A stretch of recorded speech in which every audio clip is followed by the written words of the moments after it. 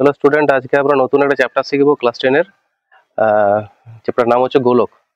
তো গোলকের পুরো কনসেপ্টটা, পুরো ধারণাটা আজকে আমরা শিখবো, একটু বুঝে নেবো, ঠিক আছে? তাহলে প্রথমে আসি আমরা গোলক। গোলক চ্যাপ্টারটাকে ভাগ করা হচ্ছে, গোলক দু ধরনের হয় অ্যাকচুয়ালি। একটা হচ্ছে নিরেট গোলক, মানে যে গোলকটা পুরো কংক্রিট, যেমন একটা লোহার বল হচ্ছে একটা কংক্রিট লোহার গোলক। আর একটা ফাঁপা গোলক হয়, যেটা বলা হচ্ছে ফুটবল। ফুটবলের মাঝখানে যেহেতু বায়ু থাকে, তাই ফুটবলের ক্ষেত্রে কি হয়, সেটা হচ্ছে একটা ফাঁপা গোলক। দুটোর ক্ষেত্রে সূত্র আলাদা আলাদা হয়ে থাকে, একটুখানি ভালো করে লক্ষ্য করে দেখবে। যখন গোলকটা কংক্রিট হবে, মানে লোহার বল হবে, সেক্ষেত্রে আমরা জানি ব্যাসার্ধ সবসময় আরই হয়ে থাকে, ফাঁপা গোলক হোক বা নিরেট গোলক হোক, ব্যাসার্ধ আর। তাহলে সেক্ষেত্রে ঘনফল বা আয়তন যদি হয়ে থাকে এই গোলকের, মানে কংক্রিট গোলকের বা নিরেট গোলকের, সেক্ষেত্রে সূত্র হচ্ছে 4/3πr³। তো কখন ব্যবহার করা হয় এটা?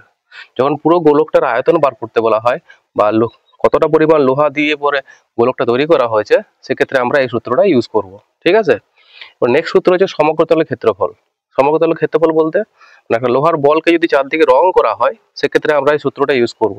এবং এতে একক, প্রথমটা আয়তনের এককটা হবে ঘন একক, এটা হবে বর্গ একক। তাহলে কি বললাম, চারদিকে রং করতে গেলে যখন সূত্রটা ইউজ করতে হবে, তখন ব্যবহার করবো আমরা 4πr² বর্গ একক। বর্গ একক বলতে একক যেটা থাকবে, সেমি বা মিটার যা থাকবে সেটা ইউজ করব। নেক্সট চলে আসছে নিরেট অর্ধগোলক। একটা নিরেট গোলককে যখন কাটা হয়, যখন দু টুকরো করা হয়, তখন দেখতে অনেকটা বাটি সাবানের মতো লাগে দেখতে। তাই এর উপরে একটা সারফেস থাকে, মানে এই পোর্শনে একটা সারফেস থাকে, যেটা দেখতে অনেকটা বৃত্তের মতো। তা বৃত্তের একটা ক্ষেত্রফল হয়ে থাকে, বৃত্তের ক্ষেত্রফল হচ্ছে πr²। তা এই জায়গাটা হচ্ছে πr²। আর এই যে এই পার্টটা পুরোটা ছিল কত, 4πr²। তাই এটা অর্ধেকটা হচ্ছে 2πr²। টোটাল এটা সমগ্রতলের ক্ষেত্রফলটা হবে 3πr² প্লাস 2πr² সমান 3πr²। এবং এর আয়তনটা হবে 4/3πr³ কে যদি আমরা 2 দিয়ে ভাগ করে দিই, তাহলে আসে আমাদের 2/3πr³। ঠিক আছে? এবার চলে আসছি ফাঁপা গোলকের ক্ষেত্রে। ফাঁপা গোলকের ক্ষেত্রে আয়তন বার করতে গেলে, এটার আয়তন বলতে এর ভিতরে কি থাকে, এর ভিতরে বায়ু থাকে। তাহলে বায়ুর আয়তনে বার করতে গেলে আমরা এটা সূত্রটা ইউজ করবো 4/3πr³। কিন্তু যদি বলে কতটা পরিমাণ পাত দিয়ে তৈরি করা হয়েছে, ওই বলটা কতটা পাত লেগেছে, সেক্ষেত্রে আমরা ইউজ করবো কি 4πr²। ঠিক আছে? এই ধরনের গোলকে যখন কাটা হয়, তখন দেখতে একটা বাটির মতো লাগে।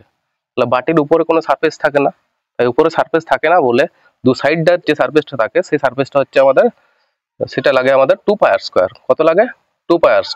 আর এটা সমগ্রতল ক্ষেত্রফলটা হচ্ছে, মানে বাইরের পোর্শন রং করতে গেলে এর যা সূত্র ইউজ হবে, এরও তাই ইউজ হবে। কি হবে? 4πr²। কি এবং বর্গ একক। ঠিক আছে? এর উদাহরণ তাহলে বোঝা গেল, এটা হলো বাটি, এটা হলো ফুটবল, এবং এটা হচ্ছে লোহার বল। এই কনসেপ্টটাকে তোমরা কাজ করবে, এটা স্ক্রিনশট নিয়ে নেবে। স্ক্রিনশট নিয়ে যদি না বুঝতে পারো, তাহলে কমেন্টস বক্সে কমেন্টস করবে। আর এর পরের দিন থেকে আমরা প্রত্যেকটা এই চ্যাপ্টারের, গোলক চ্যাপ্টারের অঙ্কগুলো করাবো, যেগুলো ইম্পর্টেন্ট অঙ্ক, সেই সকল অঙ্কগুলো। ঠিক আছে? যদি বুঝতে না পারো, আমার কমেন্ট বক্সে বলবে। চলো।